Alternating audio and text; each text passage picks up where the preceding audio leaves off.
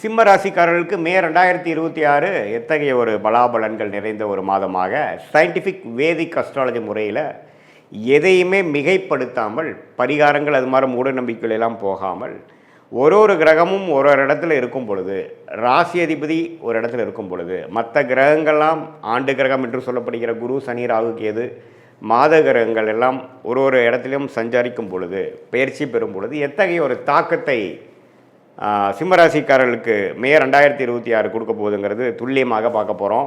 இப்போ பாருங்கள், மே மாதம் பிறக்கிறப்பவே பார்த்திங்கன்னா ராசி அதிபதியாகிய சூரியன் எங்கே இருக்கார் அப்படின்னா உச்சம் பெற்றிருக்கிறார். உச்சம் பெற்று 9ஆம் இடத்தில் இருக்கிறார். ஏப்ரலில் வரைக்கும் உச்சம் பெற்றிருந்து மே 15ஆம் தேதி, அதாவது மே மாதம் பிறந்து செகண்ட் ஹாஃப் ஸ்டார்ட் ஆகும் பொழுது அவர் ரிஷபத்துக்கு வரார். அப்படிங்கிறப்ப நம்ம நல்ல விஷயம், ராசி அதிபதி 10ஆம் இடத்துக்கு போகுது, அருமையான விஷயம். ஸோ மே 15ஆம் தேதிக்கு மேலே நல்ல விஷயங்களை எதிர்பார்க்கக்கூடிய ஒரு அமைப்பு சிம்மராசிக்காரர்களுக்கு, அஸ்தம சனியால் பாதிக்கப்பட்டு கொண்டிருக்கக்கூடிய சிம்மராசிக்காரர்களுக்கு இது ஒரு நல்ல ஒரு மாற்றத்தையும் நல்ல ஒரு சப்போர்ட்டாகவும் இருக்குங்கிறது நீங்கள் புரிஞ்சுக்கணும். அதே சமயத்தில் குரு, சனி, ராகு, கேது எந்த ஒரு பயிற்சியும் மே மாதம் பெறவில்லை. குரு தான் பார்த்திங்கன்னா ஜூன் முதல் வாரம் 12ஆம் இடத்துக்கு 11ஆம் இடத்துலேருந்து வருகிறார். ஸோ குரு 11ல், சனி அஸ்தமத்தில், ராகு 7ல், ராசிக்குள்ள கேது.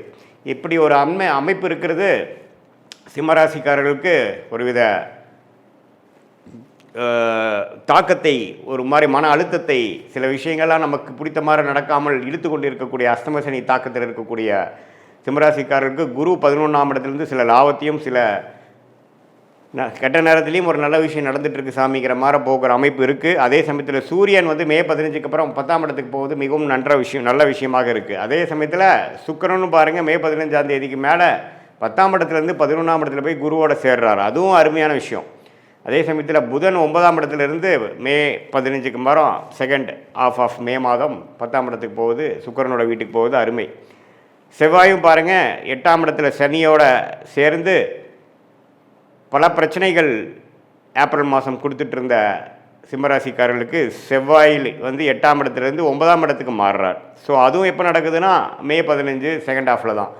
ஸோ செகண்ட் ஹாஃபுக்கு அப்புறம் ஒரு நல்ல மாற்றத்தை கொடுக்கக்கூடிய ஒரு அமைப்பாக சிம்மராசிக்காரர்களுக்கு இருக்குதுங்கிறது நீங்கள் தெரிஞ்சுக்கணும். ஃபஸ்ட் ஹாஃப்லாம் ஒரு மாதிரியாக தான் இருக்கும், ஏன்னா சனி செவ்வாய் சேர்ந்துருக்கிறது நல்லதில்லை.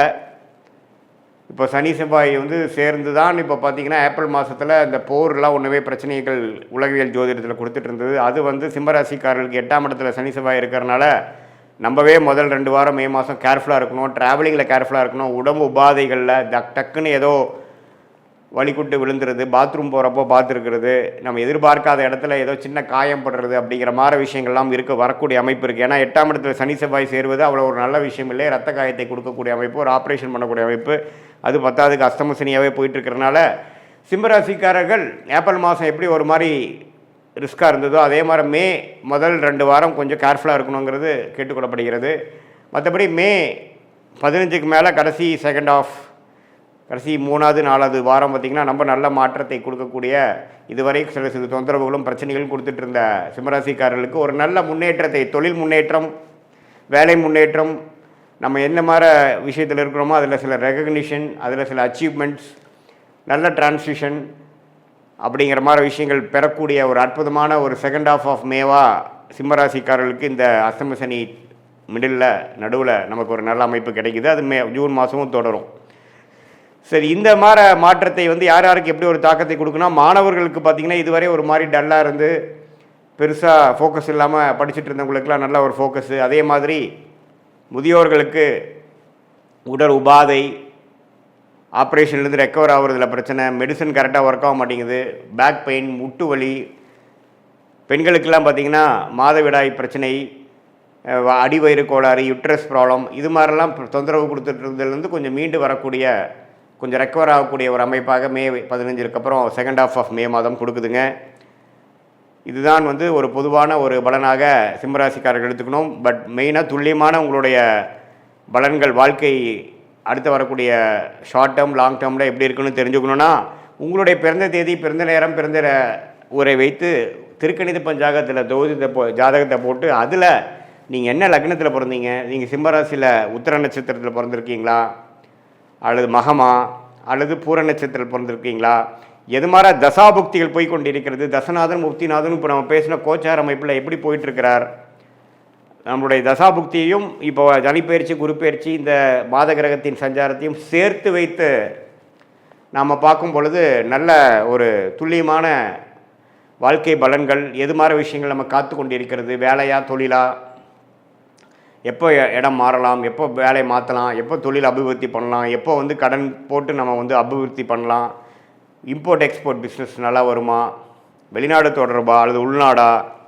எது மாதிரி டொமைன், எது மாதிரி கிரகம் நமக்கு ஜாதகத்தில் யோகமாக இருக்குது, எந்த ப்ராடக்ட்ஸ் நம்ம பண்ணால் நல்லாயிருக்கும், அரசு உத்தியோகமா அல்லது ப்ரைவேட் செக்டாரா, எது மாதிரி அமைப்புகள் இருக்குது, படிக்கிறதுக்கு வந்து நம்மளுடைய குழந்தைகள் மாணவர்கள் வந்து எது மாதிரி படிப்பு படித்தா அவங்களுக்கு நல்லா வரும், அவங்க வெளிநாடு யோகம் இருக்கா, அல்லது வந்து நம்மளுடைய ஓன் பிஸ்னஸ் பண்ணக்கூடிய அமைப்பு இருக்கா, அதே மாதிரி இல்லத்தரசிகளுக்கெல்லாம் எப்போ வந்து அவங்களுக்கு ஒரு நல்ல நேரம் வருது, எப்போ அவங்க வீட்டை வசதிப்படுத்திப்பாங்க, எப்போ வண்டி வாங்கக்கூடிய அமைப்பு, வீடு வாங்கக்கூடிய அமைப்பு, சொத்து வாங்கக்கூடிய அமைப்பு, எப்போ நம்மளுடைய ப்ராப்பர்ட்டி விற்க முடியும், எப்போ உடல் உபாதைகள் குறையும், குழந்தை பேர் எப்போ நடக்கும், எப்போ இது எதிர்பார்த்து கொண்டிருக்க ஒரு 2-3 வருஷமாக குழந்தை பேர் எதிர்பார்த்துட்டு இருக்கக்கூடிய சிம்மராசிக்காரர்களுக்கு எப்போ விடிவு காலம் வரும், எப்போ உடல் உபாதைகள்லேருந்து நம்ம மீண்டு வருவோம், அது எல்லாமே பார்த்திங்கன்னா சயின்டிஃபிக் வேதிக் அஸ்ட்ராலஜி முறையில் எந்த விதத்திலும் மிகைப்படுத்தாமல் நம்மளுடைய ஒரு கிரகத்தோட அமைப்பு எப்படி, ஸ்தானபலம் எப்படி,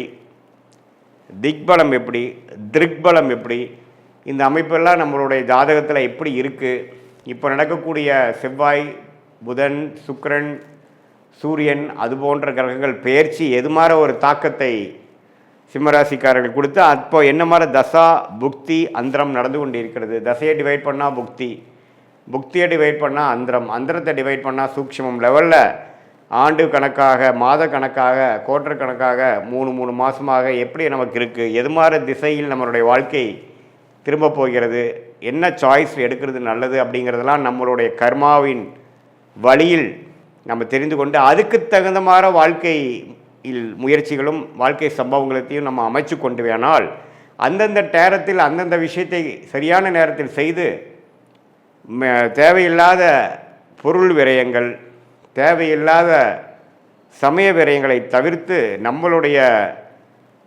கர்மாவின் அடிப்படையிலான பிராப்தங்களையும் கர்மாவின் அடிப்படையிலான தோஷங்களையும் தெரிந்து கொண்டு அதுக்கு தகுந்த மாதிரி வாழ்க்கையை அமைத்து கொண்டேயானால் தேவையற்ற நம்மளுடைய மன சஞ்சனங்கள், தேவையற்ற முயற்சிகள், நீங்களே வந்து உங்களுடைய பிராப்தங்கள் தெரிந்து அதுக்கு தகுந்த போனாவே உங்களுக்கு தெரியும் எது மாதிரி விஷயங்கள் வேகமாக நடக்குது, எது மாதிரி விஷயங்கள் நமக்கு வந்து நம்ம இழுபறியாக இருக்குது, எது வந்து கர்மாவை நம்மளுடைய நேர் டைரெக்ஷனில் போகிற மாதிரி இருக்குது, எது எதிர்நீச்சல் போட வேண்டியதாக இருக்குதுங்கிறது உங்களுக்கே நம்ம சொன்ன பலன்கள் செஞ்சு வாழ்க்கையில் செய்கிறப்பவே அதோட ரிசல்ட் தெரிஞ்சு அது கரெக்டாக இல்லையான்னு நீங்களே தெரிஞ்சுக்கலாம்.